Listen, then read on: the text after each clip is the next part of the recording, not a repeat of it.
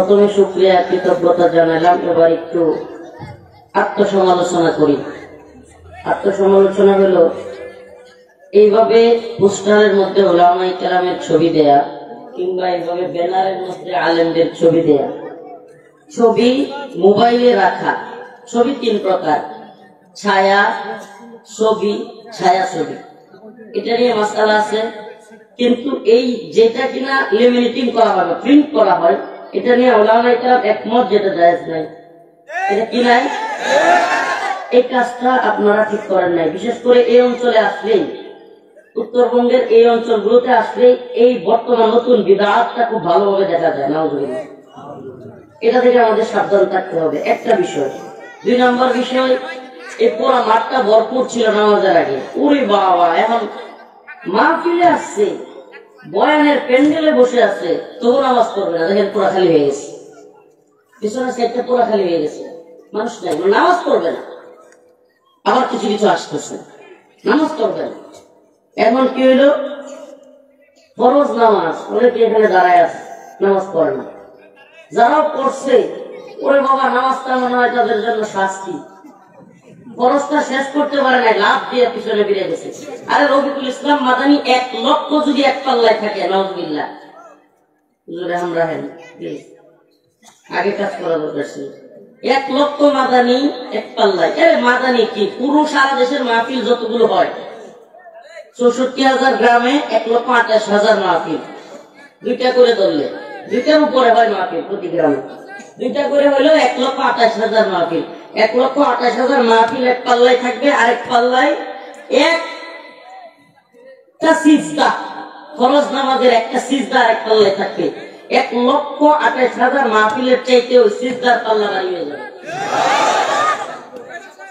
কি হইলো তাহলে আপনাদের? তিলাওয়াতের সময় আপনারা কথা বলেন, নামাজের সময় চিল্লাচিল্লি করলেন। আরে কি একটা বাজারের মতো, মাছ বাজার আছে না, মাছ বাজারের মতো পরিস্থিতি। এটা কি ঠিক হইলো? নামাজের মধ্যে বিশৃঙ্খলা। আল্লাহ পাক আমাদেরকে বোঝার তৌফিক দান করুক, বলেন আমিন।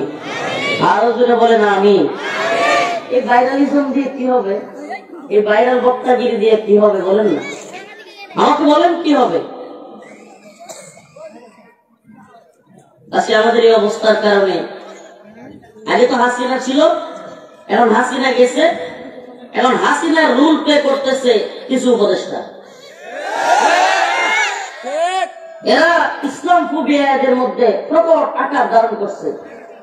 ওরে বাবা, এদেশে ইসলামপন্থীদের শাহাদাতের নজরানার কারণে, এদেশে ইসলামপন্থীদের ত্যাগ প্রতিজ্ঞার কারণে তোমরা উপদেষ্টার চেয়ার পাইছো। ইসলামপন্থীদেরকে নিয়ে কটূক্তি করা, ইসলামপন্থী তাওহীদি জনতাকে তুচ্ছ-তাচ্ছিল্য করা, ইসলামপন্থীদেরকে ছোট করা, ডেভিল বলে হুমকি ধমকি দেওয়া বন্ধ করো, তাহলে তোমাদের পরিণতিও শেখ হাসিনার পরিণতি হবে। তাওহীদি জনতা কারা? তাওহীদি জনতা এদেশের আপামর মুসলিম জনতা, যারা তাওহীদকে লালন করে, যারা বলে লা ইলাহা ইল্লাল্লাহ, ক্ষমতার একমাত্র মালিক কে? তারাই তাওহীদি জনতা, সমস্ত মুসলিম তাওহীদি জনতা। কেন? কারণ আমরা তাওহীদে বিশ্বাসী, কুফর শিরক আমরা মানি না। তো তাওহীদি জনতা যদি বলে কেউ তাচ্ছিল্য করা হয়, ডেভিল বলে, ডেভিল আসলে যে আয়াতে কারিমা তিলাওয়াত করেছি, আল্লাহ বলেন فَإِذَا رَكِبُوا فِي الْفُلْكِ دَعَوُا اللَّهَ مُخْلِصِينَ لَهُ الدِّينَ فَلَمَّا نَجَّاهُمْ إِلَى الْبَرِّ إِذَا هُمْ يُشْرِكُونَ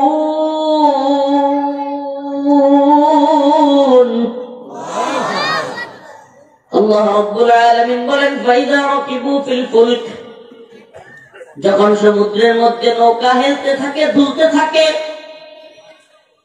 নৌকা যখনই শুরু করে, ওই নৌকায় থাকা যাত্রীরা সমুদ্রের মধ্যে যখন বুঝতে পারে নৌকাটা যে কোনো মুহূর্তে ডুবে যাবে, আমরা তো মারা যাব, দাউল্লাহ মুখলিসিনা লাহুদ্দিন, তখন একনিষ্ঠভাবে আল্লাহকে তারা ডাকতে থাকে, একাগ্র চিত্তে একনিষ্ঠ ভাবে তারা কি করতে থাকে? আল্লাহকে ডাকতে থাকে। ফালাম্মা নাজ্জাহুম ইলাল বার, আর যখন আল্লাহ পাক তাদেরকে হেফাজত করে সমুদ্রের মাঝখান থেকে তীরে নিয়ে নৌকাটাকে না ডুবিয়ে তীরে আসার মতো পরিস্থিতি তৈরি করে দেন, ইযা হুম ইউশরিকুন, তখনই আবার তারা নাফরমানি শুরু করে। কথা বুঝতে পারছি? নৌকা যখন মাঝখানে উত্তাল পাতাল অবস্থা, জুলাই যখন 17, 18, 19 গুলি খায়া মানুষ মরতেছে, অনলাইনে নেট বন্ধ, সবকিছু বন্ধ, যারা পাইতেছে গুলি করতেছে, ধরতেছে, তখন স্লোগান কি? শহীদ হয়ে যাব। তো শহীদ কি কোন বামপন্থীদের স্লোগান নাকি? হ্যাঁ, মরলে শহীদ বাঁচতে রাজি। তখন তো তুইও মুসলিম, তখন তো কোন বামপন্থীরে দেখা যায় নাই। এদেশে ইসলামপন্থীদেরকে, এদেশে হেফাজত ইসলামকে, এদেশে জামাত শিবিরের ছেলেদেরকে, এদেশে ইসলামপন্থী তাওহীদি জনতাকে ময়দানে তখন পাওয়া গেছে। তখন দেখা গেছে ইসলামপন্থীরাই হাসিনার বিরুদ্ধে, ইসলামপন্থীরাই ছাত্রদের সাথে হাতে হাত মিলিয়ে ময়দানে অবতীর্ণ হয়েছে। ও এখন লঙ্কা পাড়ি দিয়া এখন সেই তাওহীদি জনতাকে টিটকারি মারো, সেই তাওহীদি জনতাকে কটূক্তি করো, সেই তাওহীদি জনতাকে ডেভিল বলে হুমকি ধমকি দাও। সাবধান হয়ে যাও, মাহফুজগঞ্জেরকে বলি সাবধান হয়ে যাও। এদেশ সাজ্জামান মুজাহিদ আমিনীর দেশ, এদেশ শাহ কোরআনের দেশ, এদেশ শেখুল হাদিসের দেশ, এদেশ মুফতি আমিনীর দেশ, এদেশ মুফতি নুরুল ইসলাম কাসিমির দেশ।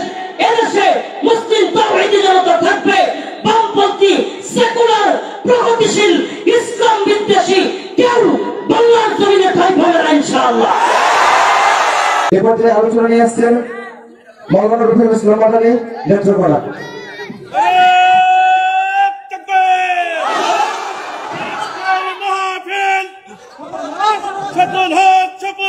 তীরবহরের মাহফিল,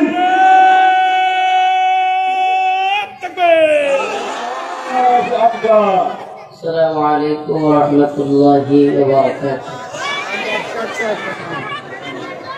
ইন্নাল হামদুলিল্লাহ নাহমাদুহু ওয়া নাস্তাঈনুহু ওয়া নাস্তাগফিরুহু ওয়া নু'মিনু বিহি ওয়া নাতাওয়াক্কালু আলাইহি ওয়া না'উযু বিল্লাহি মিন শুরুরি আনফুসিনা ওয়া মিন সাইয়্যাতি আ'মালিনা। মান ইয়াহদিহিল্লাহু ফালা মুদিল্লা লাহু ওয়া মান yudlil ফালা হাদিya lahu। ونشهد أن لا إله إلا الله وحده لا شريك له. أما بعد فأعوذ بالله من الشيطان الرجيم. بسم الله الرحمن الرحيم. فإذا ركبوا في الفلك دعوا الله مخلصين له الدين فلما نجاهم إلى البر إذا هم يشركون. صدق الله مولانا العظيم وصدق رسوله النبي الكريم ونحن على ذلك من الشاهدين والشاكرين والحمد لله رب العالمين. তাফসীরুল কোরআন ইন্টারন্যাশনাল মাদ্রাসার উন্নতি কল্পে আয়োজিত আজকের ইসলামী মহাসম্মেলন, আল্লাহ পাক রব্বুল আলামিনের দরবারে অসংখ্য অগণিত শুকরিয়া, কৃতজ্ঞতা যে আল্লাহ পাক আপনাকে আমাকে কোরআন সুন্নাহর প্রোগ্রামে আসার বসার তৌফিক দান করেছেন। সেজন্য অন্তরের অন্তঃস্থল থেকে কালিমাতু শুকর আদায় করে স্বতঃস্ফূর্ত আওয়াজ করে বলে আলহামদুলিল্লাহ। প্রথমে শুকরিয়া, কৃতজ্ঞতা জানালাম। এবার একটু আত্মসমালোচনা করি। আত্মসমালোচনা হলো এইভাবে পোস্টারের মধ্যে উলামায়ে কেরামের ছবি দেয়া কিংবা এইভাবে ব্যানারের মধ্যে আলেমদের ছবি দেয়া, ছবি মোবাইলে রাখা। ছবি 3 প্রকার: ছায়া ছবি, ছায়া ছবি। এটা নিয়ে মাসআলা আছে, কিন্তু এই যেটা কিনা লেমিনেটিং করা হয়, প্রিন্ট করা হয়, এটা নিয়ে উলামায়ে কেরাম একমত যেটা জায়েজ নাই। এটা কি নাই? এই কাজটা আপনারা ঠিক করেন নাই। বিশেষ করে এই অঞ্চলে আসলেই, উত্তরবঙ্গের এই অঞ্চলগুলোতে আসলেই এই বর্তমান নতুন বিদআতটা খুব ভালোভাবে দেখা যায়। নাউজুবিল্লাহ। এটা থেকে আমাদের সাবধান থাকতে হবে, একটা বিষয়। 2 নম্বর বিষয়, এই পুরো মাঠটা ভরপুর ছিল নামাজের আগে। ওরে বাবা, এখন মাহফিলে আসছে বয়ানের প্যান্ডেলে বসে আছে তবু নামাজ পড়বে না, দেখেন পুরা খালি হয়ে গেছে, পিছনের সাইডটা পুরা খালি হয়ে গেছে, মানুষ নাই, নামাজ পড়বে না। আবার কিছু কিছু আসতেছে নামাজ পড়বে না। এমন কি হইলো, ফরজ নামাজ অনেকে এখানে দাঁড়ায় আছে, নামাজ পড়ে না। যারাও পড়ছে, ওরে বাবা নামাজটা মনে হয় তাদের জন্য শাস্তি, ফরজটা শেষ করতে পারে নাই, লাভ দিয়ে পিছনে ফিরে গেছে। আরে রফিকুল ইসলাম মাদানী 1 লক্ষ যদি এক পাল্লায় থাকে, নাউজুবিল্লাহ, আমরা আগে কাজ করা দরকার ছিল। 1 লক্ষ মাদানী এক পাল্লায়, এর মাদানী কি পুরো সারা দেশের মাহফিল যতগুলো হয়, 64,000 গ্রামে 1,28,000 মাহফিল, 2টা করে ধরলে 2টার উপরে হয় মাহফিল প্রতি গ্রামে, 2টা করে হইলো 1,28,000 মাহফিল।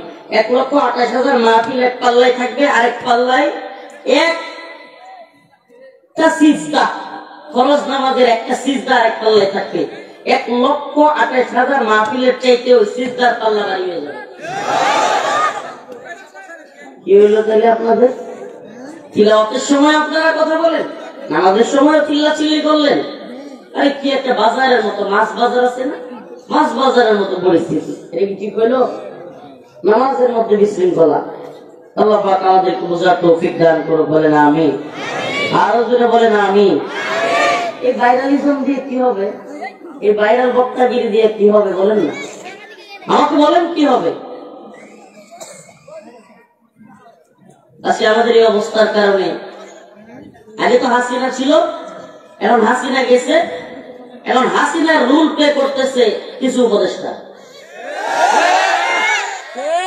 এরা ইসলাম ফোবিয়া এদের মধ্যে প্রকট আকার ধারণ করছে।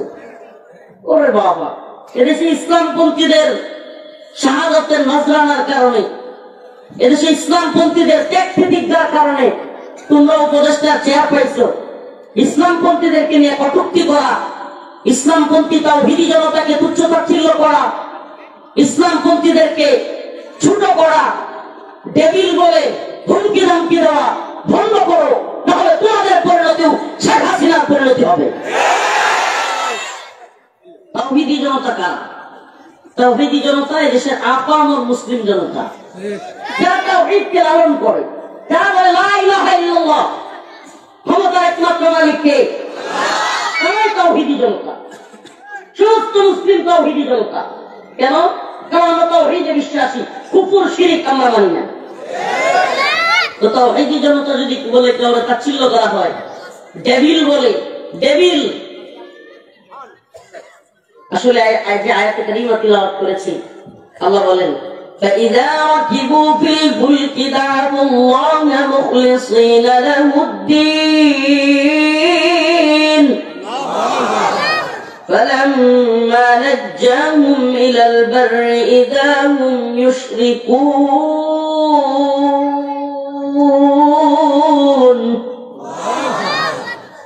আল্লাহ রাব্বুল আলামিন বলেন ফাইদা রাকিবু ফিল ফুলক, যখন সমুদ্রের মধ্যে নৌকা হেলতে থাকে, দুলতে থাকে,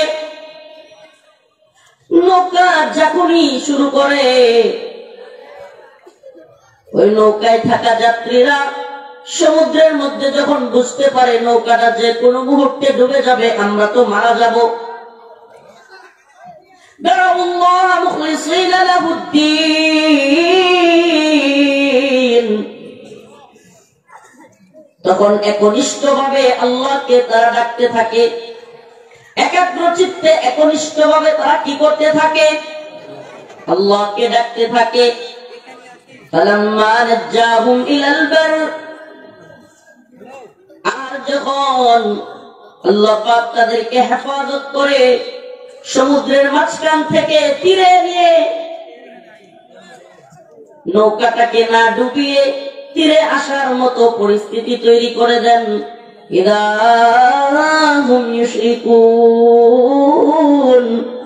তখন আবার তারা নাফরমানি শুরু করে। কথা বুঝতে পারছি? নৌকা যখন মাঝখানে উত্তাল পাতাল অবস্থা, জুলাই যখন 17, 18, 19 গুলি খায়া মানুষ মরতেছে, অনলাইনে নেট বন্ধ, সবকিছু বন্ধ, যারা পাইতেছে গুলি করতেছে, ধরতেছে, তখন স্লোগান কি? শহীদ হয়ে যাব, তো শহীদ কি কোনো বামপন্থীদের স্লোগান নাকি? হ্যাঁ, মরলে শহীদ বাঁচতে গাজী, তখন তো তুইও মুসলিম, তখন তো কোনো বামপন্থীরে দেখা যায় নাই। এদেশে ইসলামপন্থীদেরকে, এদেশে হেফাজত ইসলামকে, এদেশে জামাত শিবিরের ছেলেদেরকে, এদেশে ইসলামপন্থী তাওহীদি জনতাকে ময়দানে তখন পাওয়া গেছে। তখন দেখা গেছে ইসলামপন্থীরাই হাসিনার বিরুদ্ধে, ইসলামপন্থীরাই ছাত্রদের সাথে হাতে হাত মিলিয়ে ময়দানে অবতীর্ণ হয়েছে। ও এখন লঙ্কা পাড়ি দিয়া এখন সেই তাওহীদি জনতাকে টিটকারি মারো, সেই তাওহীদি জনতাকে কটূক্তি করো, সেই তাওহীদি জনতাকে ডেভিল বলে হুমকি ধমকি দাও। সাবধান হয়ে যাও, মাহফুজগঞ্জেরকে বলি সাবধান হয়ে যাও। এদেশ সাজ্জামান মুজাহিদ আমিনীর দেশ, এদেশ শাহ কোরআনের দেশ, এদেশ শেখুল হাদিসের দেশ, এদেশ মুফতি আমিনীর দেশ, এদেশ মুফতি নুরুল ইসলাম কাসিমির দেশ। এদেশে মুসলিম তাওহীদি জনতা থাকবে। বামপন্থী, সেকুলার, প্রগতিশীল, ইসলাম বিদ্বেষী কেউ বাংলার জমিনে থাকবে না ইনশাআল্লাহ। আমাদেরকে যদি কেউ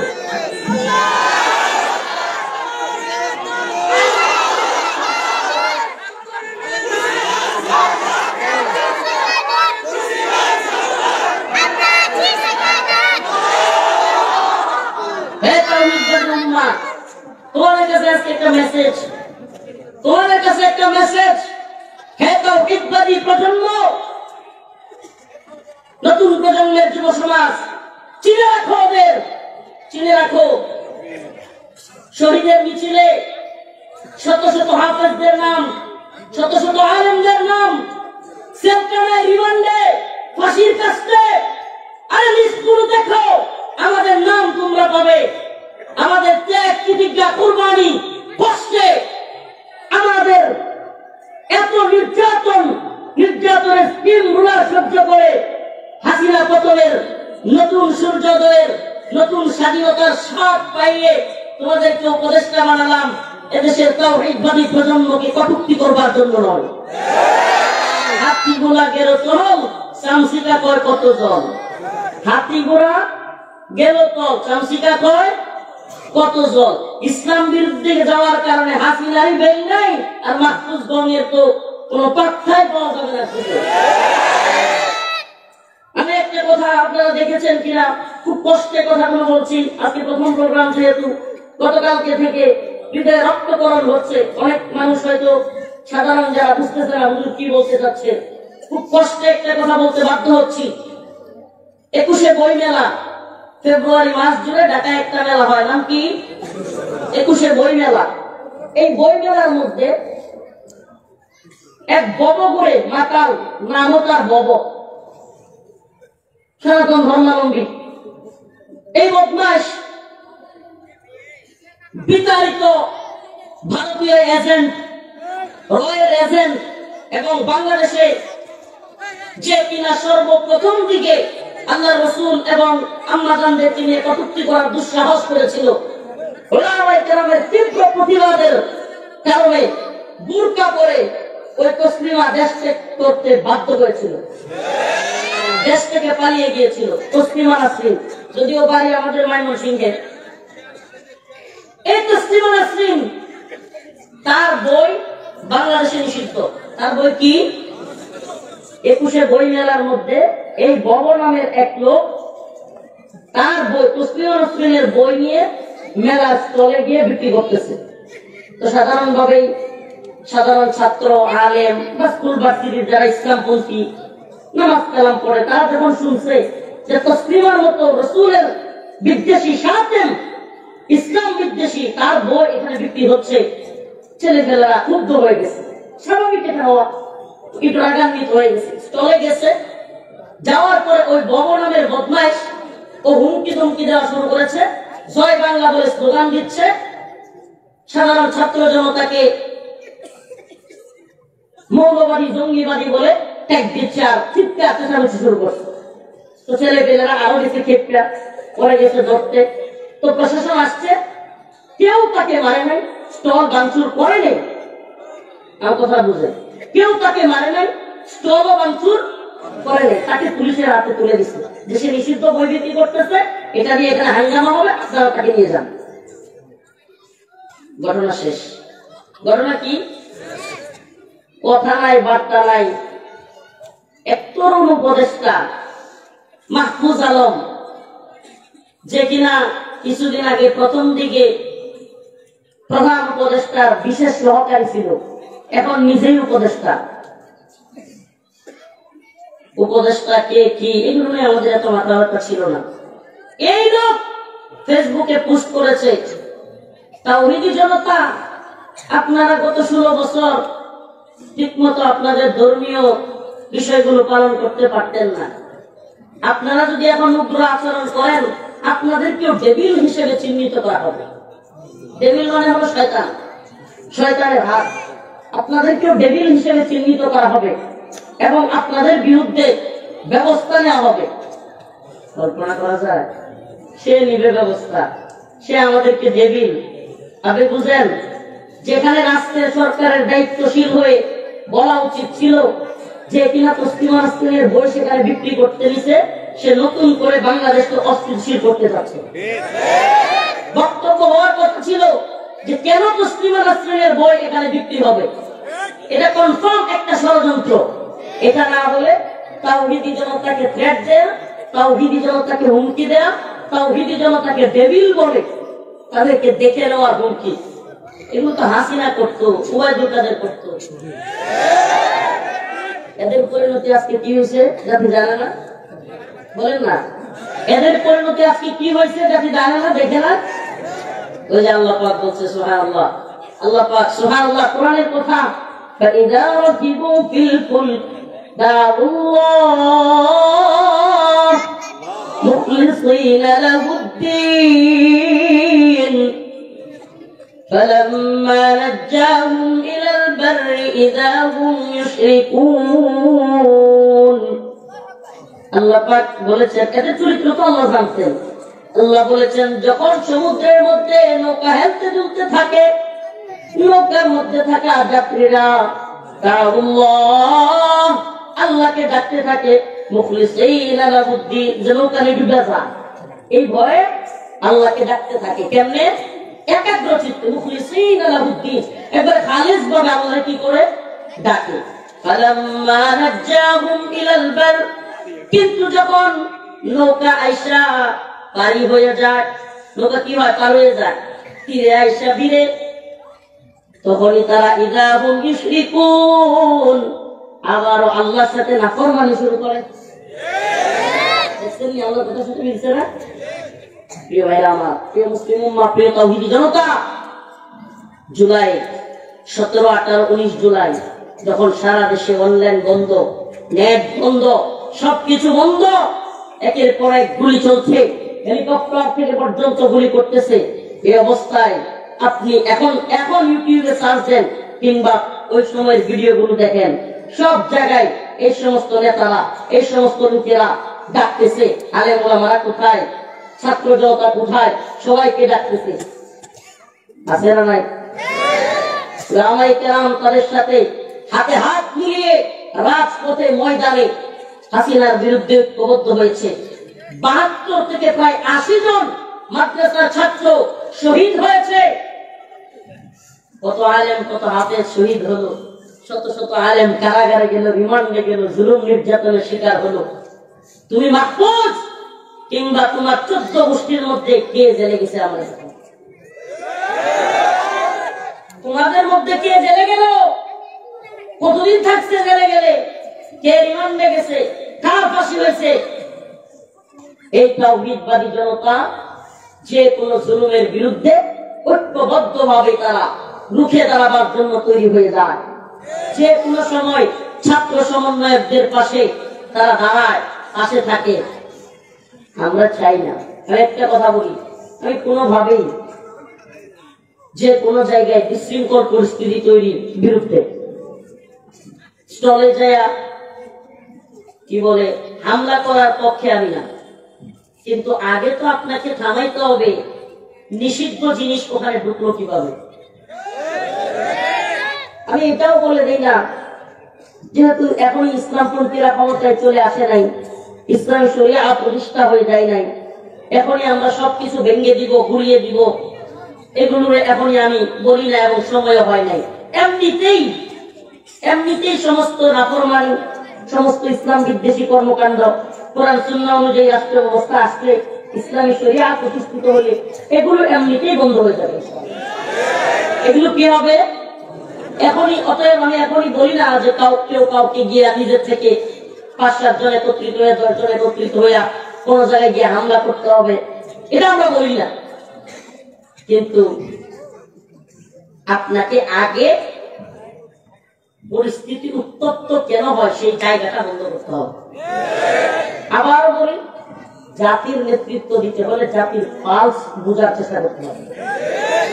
আপনি জাতির নেতৃত্ব দিবেন আর এই জাতির পালস বুঝেন না, আরে মিয়া এই জাতি আপনি কে দেখবে না? আপনি প্রধান উপদেষ্টা না বিশেষ উপদেষ্টা না বিশেষ সহকারী না প্রধানমন্ত্রী দেখবে না?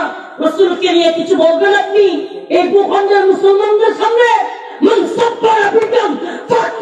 প্রধান উপদেষ্টা বিশেষ উপদেষ্টা দেখবার পেন নাই, আমার রাসূলকে নিয়ে কিছু বললে আমি তার বিরুদ্ধে দাঁড়াবই। কে কি বলবে, পশ্চিমারা কি বলবে, ভারত কি বলবে, উপদেষ্টা কি বলবে দেখবার পেন নাই। রাসূলকে কটূক্তি করবে, আমরা তার দাঁত ভাঙা জবাব দেব।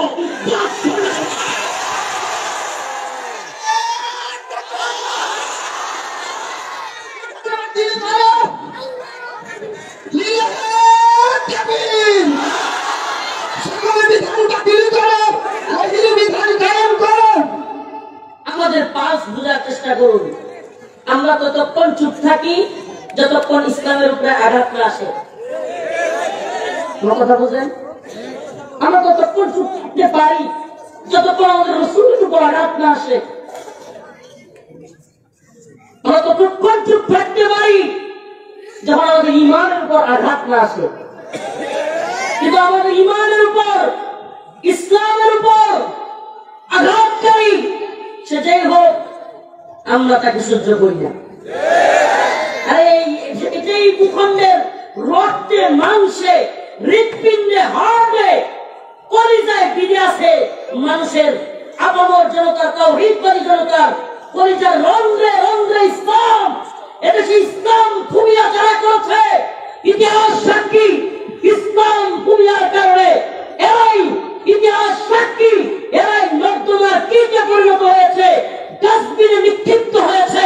ইসলাম ছিল, ইসলাম আছে, ইসলাম থাকবে। সবকিছু বদলে যাক, ইসলাম কথা বলেন না, ইসলাম।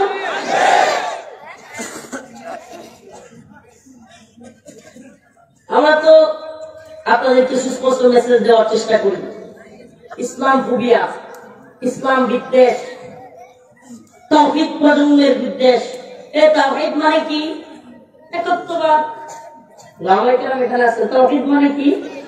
একত্ববাদ। একত্ববাদ মানে এক আল্লাহ, এক আল্লাহ, এক আল্লাহ, তাওহীদ, একত্ববাদ। রিসালাত, রাসূল সাল্লাল্লাহু আলাইহি ওয়াসাল্লামের নবুয়ত, রাসূল সাল্লাল্লাহু আলাইহি ওয়াসাল্লাম রাসূল, সেটা সাক্ষ্য। কিন্তু আপনি তাওহীদের বিপক্ষে অবস্থান নেবেন, তাওহীদি প্রজন্মকে আপনি তুচ্ছ-তাচ্ছিল্য করবেন। তাওহীদি প্রজন্ম কে জানেন আপনি? তাওহীদি প্রজন্ম তো তারা যারা মঙ্গল তাতারীদেরকে, ভয়ঙ্কর মঙ্গল তাতারীদেরকে যারা নাস্তানাবুদ করে দিয়েছিল। আর তাওহীদি প্রজন্ম তো তারা যারা বদরে আবু জাহেলের বাহিনীদেরকে, প্রেতাত্মাদেরকে ধ্বংস করে দিয়েছিল। তাওহীদি প্রজন্ম তো তারা যারা কিনা হিন্দুত্ববাদীদের মস্তক কাঁপিয়ে এই ভূখণ্ডে, ভারত উপমহাদেশে 1000 বছর শাসন করেছিল। তাওহীদি প্রজন্ম তো তারা যারা কিনা পৃথিবীর দিকে দিকে মুসলমানদের বিজয় কেতন উড়াচ্ছে।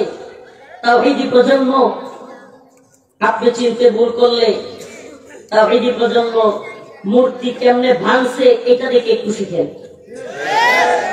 যারা মূর্তি আর চেতনার ব্যবসা করতে চাইছিল বাংলাদেশে, চেতনার ব্যবসা খুব বেশি দিন টিকে নাই। তাওহীদি প্রজন্ম এই চেতনা ব্যবসায়ীদের চেতনার ট্যাবলেট কেমনে ভাঙিয়ে ঘুরায় দিচ্ছে এগুলো একটু দেখে শিক্ষা নেই। তো তাওহীদি প্রজন্ম, আমরা তাওহীদের একত্ববাদে বিশ্বাসী। আমেরিকা এতে খুশি না নারাজ ব্রিটেন এতে খুশি না নারাজ, ভারত এতে খুশি না নারাজ, আমাদের দেখবার টাইম নেই। আমরা তাওহীদে বিশ্বাসী, আল্লাহ বিশ্বাসী, আমরা আল্লাহকে মানি, আমরা আল্লাহর গোলামি করি, আমরা আল্লাহর সামনে সিজদা দেই, আমরা নাফরমানিতে বিশ্বাসী না, আমরা আমাদের রবের সাথে নাফরমানি গাদ্দারি করতে পারবো না। আমরা পৃথিবীর সবকিছুকে বয়কট করতে পারবো, সবকিছুকে অস্বীকার করতে পারবো, আমরা আল্লাহকে অস্বীকার করতে পারবো। তাওহীদ আমার অস্তিত্ব, তাওহীদ আমার অস্তিত্ব, তাওহীদ আমার বিশ্বাস, তাওহীদ আমার ঈমান, তাওহীদ আমার ইসলাম। এখানে আঘাত করলে আমি চুপ থাকবো না, আমরা চুপ থাকবো না। হে তাওহীদবাদী প্রজন্ম, এদেরকে চিনো, এদেরকে চিনো। মুমিন এক গর্তে দুইবার পা দেয় না, এটা মনে রাখতে হবে। মুমিন কি করে না? রাসূল সাল্লাল্লাহু আলাইহি ওয়াসাল্লাম বলেছেন মুমিন এক গর্তে দুইবার পা দেয় না। আমরা এমন কাউকে ক্ষমতার মস্তদে থাকতে দিই না যারা তাওহীদের বিরুদ্ধে। প্রজন্ম দেখিয়ে দিয়েছে, প্রজন্মের যুবকরা দেখিয়ে দিয়েছে। আবু সাঈদ মুক্ত শুধু নয়, এদেশের তাওহীদপন্থী শত শত যুবক জীবন দিয়ে দেখিয়ে দিয়েছে তাওহীদ থাকবে, আল্লাহ থাকবে, রাসূল সাল্লাল্লাহু আলাইহি ওয়াসাল্লাম এই ভূমিতে থাকবেন। মুমিনদের অন্তরের মধ্যে তাদের ভালোবাসা আছে, ছিল, থাকবে। কিন্তু ইসলাম বিরোধীরা এদেশ থেকে পালিয়ে যেতে বাধ্য হবে। ওই যে কবির ভাষায় একটা কবিতা আছে না, যে বাংলাদেশের সব মানুষের নাম বদলাতে পারে, বইয়ের পাতায় স্বাধীনতা সংগ্রাম বদলাতে পারে, বঙ্গোপসাগরের সব পানি যেতে পারে শুকিয়েও, গোটা রাজধানী গিলে যেতে পারে বুড়িগঙ্গার ঢেউ, শিল্পপতিরা দেউলিয়া হয়ে খুঁজতে পারেন চাকরি। শহীদ আছে না?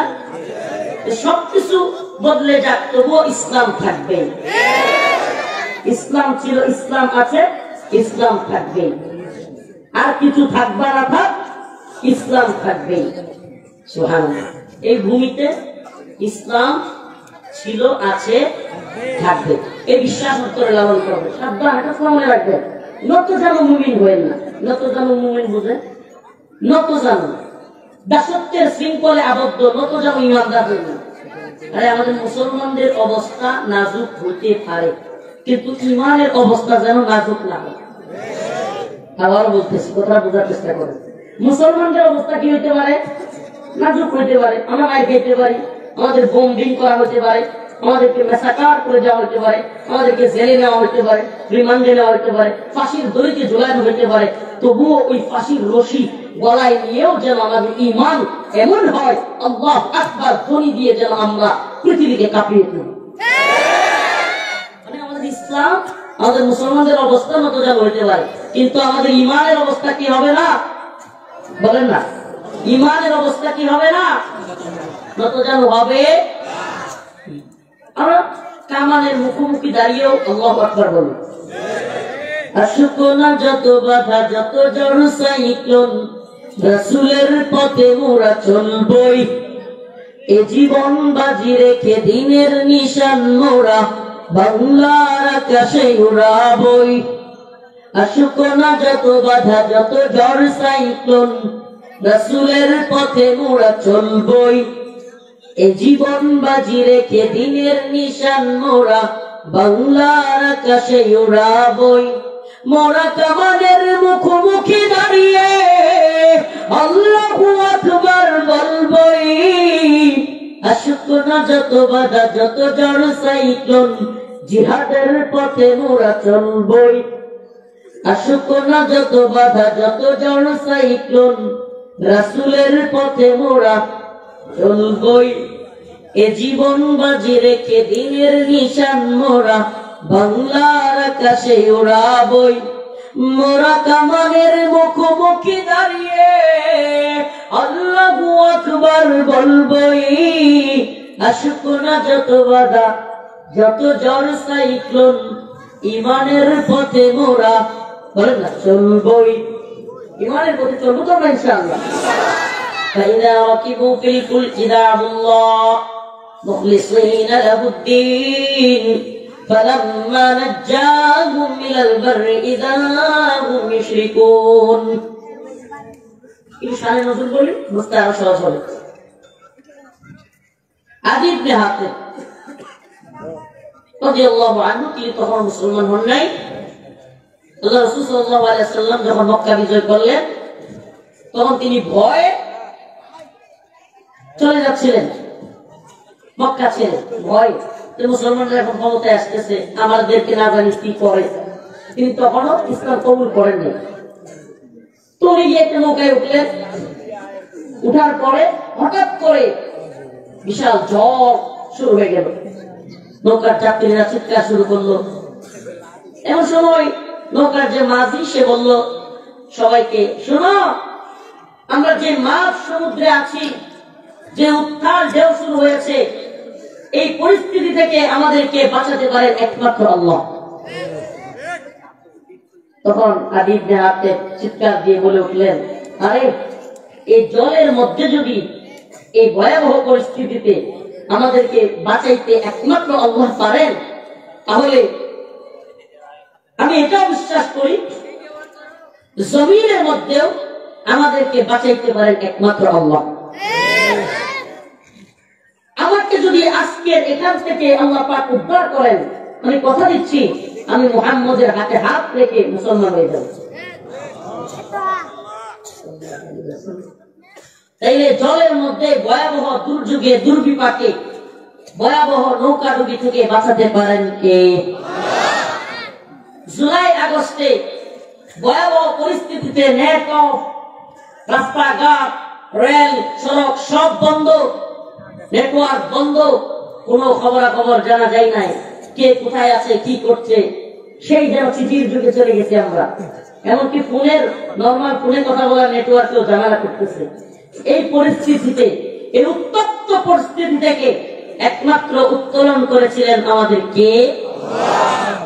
যে আল্লাহ আমাদেরকে এই ভয়াবহ পরিস্থিতি থেকে উদ্ধার করেছিলেন, আল্লাহ না করুক ওই ভয়াবহ পরিস্থিতিতে হাসিনার কথা মতো যদি ভারতীয় আগ্রাসন হইতো, হাসিনার আহ্বানে ভারতীয় প্রশাসন, ভারতীয় সেনাবাহিনী যদি বাংলাদেশে হামলা করত, আল্লাহ না করুক এই জাতি আরো বড় একটা যুদ্ধের মধ্যে, দীর্ঘমেয়াদী যুদ্ধের মধ্যে ঢুকে যাবে। আল্লাহ আমাদেরকে হেফাজত করছে। করছে কে? বলেন না, করছে কে?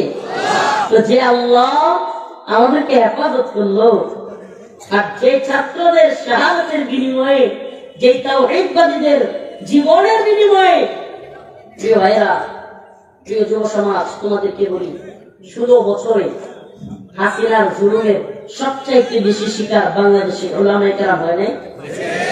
হয় নাই? এত নির্যাতন, এত জুলুম। রাজশাহীর খবর তো আমরা কিছুটা রাখি। এই খায়রুজ্জামান লিটন, এই লোকটা উলামায়ে কেরাম কারাগারে ছিল, তাদের পক্ষে কথা বলা তো দূরের কথা, আমি এমন শুনেছি রাজশাহীতে আলেমরা যারা বন্দী তাদের ব্যাপারে দোয়া করলেও লিটন ওই মসজিদের ইমামের খতিবের চাকরি নিষেধ করে দিত।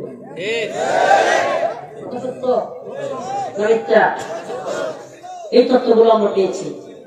তো আজকে উলামায়ে কেরাম হাসিনা রেজিমের এত জুলুমের শিকার হয়েছে, এত নির্যাতনের নিপীড়নের শিকার হয়েছে যে মসজিদের মিম্বরে কথা বলতে পারতো না। কি কঠিন পরিস্থিতির মধ্যে দিয়ে গিয়েছে। আচ্ছা বলেন না, তখনও কি আমরা চুপ ছিলাম? বলেন না, চুপ ছিলাম? হাসিনা সরকারের বিরোধিতা করতে গিয়া দীর্ঘদিন কারাগারে ছিলাম, রিমান্ডে ছিলাম, বের হইয়াও কি চুপ ছিলাম? কেউ বলতে পারবে আমরা বের হইয়া চুপ ছিলাম? হাসিনা ক্ষমতায় থাকতেই হাসিনার বিরুদ্ধে আমরা বক্তব্য দিয়েছি কি দেই নাই? বিভিন্ন মাহফিলে আমাদেরকে বাধা দেওয়া হয়েছে, তবুও আমরা ওই সরকারের বিরোধিতা করেছি কি করি নাই? শুধু কি তাই? আজকে বলি, কোন প্রোগ্রামে এখন পর্যন্ত এই কথাটা বলি নাই, আজকে বলি। 4 আগস্ট ঠিক সকাল 10টা কি 11টায় আমার মা এবং আমার স্ত্রী থেকে সালাম নিয়ে, দোয়া নিয়ে, বিদায় নিয়ে আমরা ময়দানে নেমেছিলাম। আমাকে সাক্ষী রেখে বলছি, হে ইউটিউবাররা, আল্লাহ মাফ করো, এই বলতাম না নিজের কথাগুলো, আজকে বলতে হচ্ছে। এই মাহফুজগঞ্জের উদ্দেশ্য প্রণীত ইসলাম বিদ্বেষের কারণে এরা কাদেরকে তাচ্ছিল্য করে। তোমাদেরকে বলি, যারা ইউটিউবার আছো, প্রচার করবা, মার কাছ থেকে, আল্লাহকে সাক্ষী রেখে বলছি, স্ত্রীর কাছ থেকে, ঘর থেকে বিদায় নিয়ে, শাহাদাতের তামান্না নিয়ে রাজপথে ছিলাম। অনলাইনে এই সমস্ত ভিডিও এখনো আছে। অথচ আমরা জীবন বিলিয়ে দিয়ে ময়দানে থাকছি, যেই কারণে আজকে সেই নতুন সরকারের উপদেষ্টা ইসলামের বিরুদ্ধে বক্তব্য দিবে। 6টা মাস যাইতে পারে নাই, এখনই যদি এত পাকা বাজায়, এদেশের তাওহীদবাদী জনতা পাকা ভাঙিয়ে দিতেও জানে। প্রিয় উম্মাহ, প্রিয় জাতি, কথাগুলো কি করা হয়ে যাচ্ছে? কষ্টে বলতেছি, বিশ্বাস করেন, কষ্টে বলতেছি। অনেক কষ্ট আছে আমাদের, অনেক অন্তরে ব্যথা, অনেক ব্যথা। এদেশের মুসলিমরা আল্লাহকে ভালোবাসে, রসুলকে ভালোবাসে। ওমিয়া যত বড় নেতা আপনি হন, এদেশে সাধারণ থেকে সাধারণ একটা মুসলিম ইমাম এত বড় নেতা হয়েছেন, যা দেখেন একটা মুসলিম ইমামকে থাপ্পড় দিয়া। মুসলমান নেশাকুর হইতে পারে, মুসলমান নামাজ না পড়তে পারে, যদি শুনে আমাদের ইমাম সাহেবকে মারছে, যত বড় নেতা হোক, তার হাত ভেঙে দিবে এদেশের জনগণ। এদেশের জনগণ সব সহ্য করতে পারে, উলামায়ে কেরামের বিরোধিতা, ইসলামের বিরোধিতা, আল্লাহ এবং তার রাসূলের বিরোধিতা সহ্য করতে পারে না। আমরা এত কষ্ট করে, এত জুলুমের শিকার হয়ে আমরা এই তাওহীদি জনতাকে ডাক দিয়ে আমরা একটা পরিস্থিতিতে তৈরি করলাম যে সুফল সবচেয়ে বেশি তাওহীদবাদীরা পাওয়ার কথা, মুসলমানরা পাওয়ার কথা। আজকে সেই তাওহীদপন্থীদেরকে তুচ্ছ-তাচ্ছিল্য, কটূক্তি, ডেভিল বলা, দেখে নেওয়ার হুমকি দেওয়া, এগুলো আমরা কোনোভাবেই মানতে পারি। এজন্য আমি বলি, শুনেন, আমাদের শুধু হতাশ হওয়ার কিছু নাই। মুমিন এক গর্তে দুইবার পা দেয় না, এটা আগেও বলছি। আমি তো বলি চাঁপাইনবাবগঞ্জের মুসলমান যুবকদেরকে, এটা তোমাদের জন্য মেসেজ না, ওটা বাংলাদেশের জন্য মেসেজ। আমি সরাসরি সমন্বয়ের পর্যায়ে কিংবা একেবারে উপর লেভেলে জানিয়ে দিয়েছি, যদি সে ক্ষমা না চায়, এদেশের তাওহীদবাদী প্রজন্ম তাকে বুঝায়া দিবে, রাজপথে নেমে হলেও তাকে বুঝায়া দেওয়া হবে এদেশের তাওহীদি জনতাকে নিয়ে তাচ্ছিল্য করার পরিণতি কত ভয়াবহ। রাজি আছো তো মুসলমান? রাজি আছো তো মুসলমান? আমরা তোমাদেরকে দেখতে চাই, এই উম্মার যুবকদেরকে দেখতে চাই। প্রয়োজনে আমরা শহীদ হব, কিন্তু আল্লাহ রাসূলের বিরোধী সাতজন তাসলিমা নাসরিনের পেটাত্তাদেরকে বাংলাদেশে কায়েম হতে দেবে। আমাদের কথা একবার ক্লিয়ার, কথা একবার পরিষ্কার। আমরা নিজের হাতে আইন তুলে নিব, আমরা কোন জায়গায় ভাঙচুর করার পক্ষে। আমি যদি বলি মব মব মব মব চিল্লান, এই মবের জন্য দায়ী আপনারা। যারা বলেন মব মব, এই মব উস্কে দিয়েছে কারা? আপনারা উস্কে দিয়েছেন। মব মব বলে চিল্লান, এত মব মব বলে চিল্লায়েন না। তাওহীদবাদী প্রজন্ম আগ বাড়ায়া যায় নাই, আপনারা এই অবস্থা তৈরি করেছেন। এখন মানুষ দেখতেছে, কি রে, প্রশাসন তো কোনো ব্যবস্থা নেয় না, কোনো কাজে। মানুষ কি করবে? সব জায়গায় আওয়ামী প্রেতাত্মারা বসে আছে। এই প্রশাসনের আওয়ামী প্রেতাত্মা যেগুলো, এগুলো দ্রুত ব্যবস্থা নেয় না। মানুষ যখন দেখে, কি রে, আমি তো আক্রান্ত হচ্ছি, কিন্তু প্রশাসন ব্যবস্থা নিচ্ছে না, তখন মানুষ নিজেরা নিজেরা একটা কাজ করে ফেলতেছে। কিন্তু যদি ব্যবস্থা নিত, মানুষ এগুলো করতো? এগুলোর দায় সরকারের, এগুলোর দায় উপদেষ্টাদের। ওই দায় তাওহীদবাদী প্রজন্মের উপর চাপায় দিয়া আপনারা আরামে সিনেমে বসে ঘুমাবেন, এত সহজ হবে না। আমি একেবারে নরম ভাষায় বলে যাই, পুরো গরম না, আমাদেরকে প্ল্যানওয়ারি কাজ করতে হবে। যদি ডাক আসে, ইনশাআল্লাহ চাঁপাইনবাবগঞ্জের মুসলমান যুবকেরা তৈরি আছো তো? ইনশাআল্লাহ। আমাদের উদ্দেশ্য একটাই, এদেশে ইসলাম ফুবিয়া, ইসলাম বিদ্বেষীদের মূলোৎপাটন করতে হবে। ইসলামের বিরুদ্ধে যারা, ইসলামকে নিয়ে যারা কটূক্তি করে, যারা সিস্টেমে বাঙ্গু প্রগতিশীল শাস্তে চায়, সেকুলার শাস্তে চায়, আমাদের যুদ্ধটা শুধু হাসিনার বিরুদ্ধে না, আমাদের যুদ্ধটা ওই তাওহীদ বিরোধী, একত্ববাদ বিরোধী, ইসলাম বিরোধী, ওই প্রগতিশীল, ওই সেকুলারদের বিরুদ্ধে। এদের উৎখাত করতে হবে, এদের একেবারে 20 দাঁত ভেঙে দিতে হবে। রাজি আছেন তো ইনশাআল্লাহ? এই তাওহীদবাদী প্রজন্ম রাজশাহী চাঁপাইনবাবগঞ্জের মুসলমান, শুধু তোমরা নয়, গোটা বাংলাদেশ আলহামদুলিল্লাহ গর্জে উঠেছে। আমাদের সময় এসেছে, না হলে আল্লাহ না করুক নতুন করে এরাও হাসিনার ভূমিকায় অবতীর্ণ হবে। আমরা চুপ থাকলে এরাও হাসিনার ভূমিকায় অবতীর্ণ হবে। আল্লাহ না করুক এরাও দুঃসাহস করবে, আমেরিকার কথায়, ইন্ডিয়ার কথায় কোন আলেমকে গ্রেফতার করার দুঃসাহস এরাও করতে পারে। আপনি সহজ মনে করিয়েন না, বিষয়টা এত সহজ না। আমি একটা স্বপ্ন দেখেছি আজকেই সকালবেলায়, খুব খারাপ, স্বপ্নটা বলবো না, খুব খারাপ দেখেছি, আল্লাহ মাফ করুক। স্বপ্ন তো স্বপ্নই, সত্য হইতে পারে না হইতে পারে, কিন্তু দেখেছি খুব খারাপ। তাওহীদবাদী প্রজন্মের জন্য সামনের সময়টা আবার কঠিন। এদেশে যারাই আসে এদের কেউ ভারতের দালাল, কেউ আমেরিকার দালাল, কেউ রাশিয়ার দালাল, এক একটা এক এক দেশের দালালি করে। এরা ইসলামপন্থীদের প্রতিনিধিত্ব করে না, এরা বিভিন্ন দেশের প্রতিনিধিত্ব করে দালালি করে, পকেট আর পেট এবং নিজের যশ খ্যাতি টাকা পয়সা এগুলো কামায়। আমাদের বক্তব্য একবারে ক্লিয়ার, আমাদের মাথায় বন্দুক রেখে গুলি কইরা নিজেরা পকেট বাড়ি করবা, আমাদের মাথায় কাঁঠাল রেখে কুশ খাওয়া এত সহজ না। এই প্রজন্ম এত বোকা না, এই প্রজন্ম এত বোকা না। আমরা বোকা স্বর্গে বাস করি না। অতএব আমাদের বক্তব্য একবারে ক্লিয়ার। আজকে নামাজের বক্তব্য, সামনে রমাদানের রোজা রাখার বক্তব্য, এগুলোই দিতাম। গত কয়েকদিন ধরে এগুলো নিয়ে আলোচনা করতেছিলাম, কিন্তু আপনাদের সামনে আমি একটা মেসেজ রাখলাম।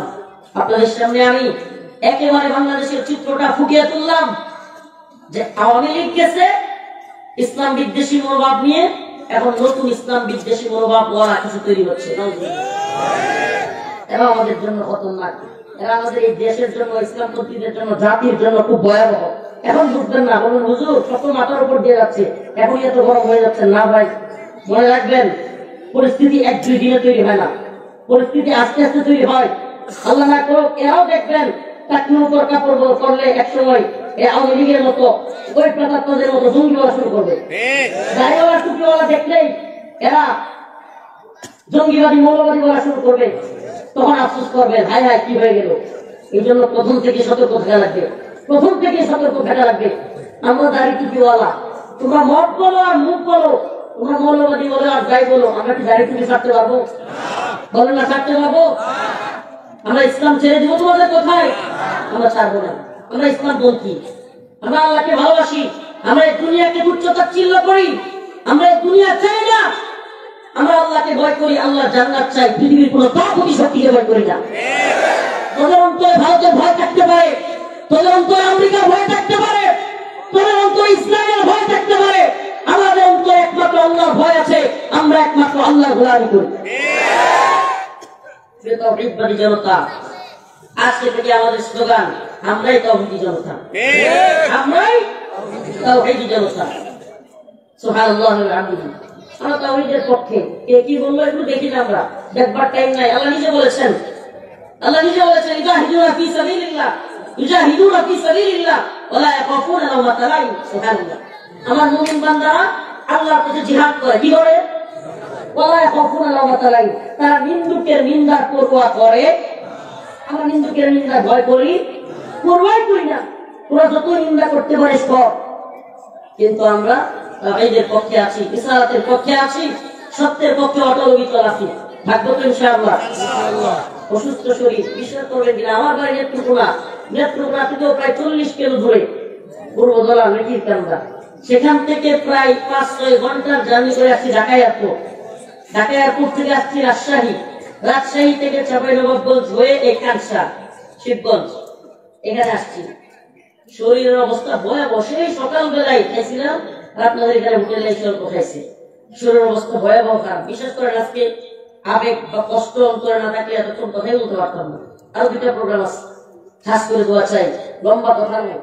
আপনাদের কাছে যে কথাগুলো তুলে ধরলাম, যে কিছু লোক সমাজে আছে যারা কিনা আপনার আমার ত্যাগ প্রতিজ্ঞা কুরবানির মাধ্যমে নিজের অবস্থান তৈরি করবে, দিন শেষে আমাদেরকে অস্বীকার করবে। আল্লাহ পাক এদের থেকে আমাদেরকে হেফাজত করুন, বলেন আমিন। আলহামদুলিল্লাহ রাব্বিল আলামিন। আসসালামু আলাইকুম ওয়া রাহমাতুল্লাহি ওয়া বারাকাতুহু।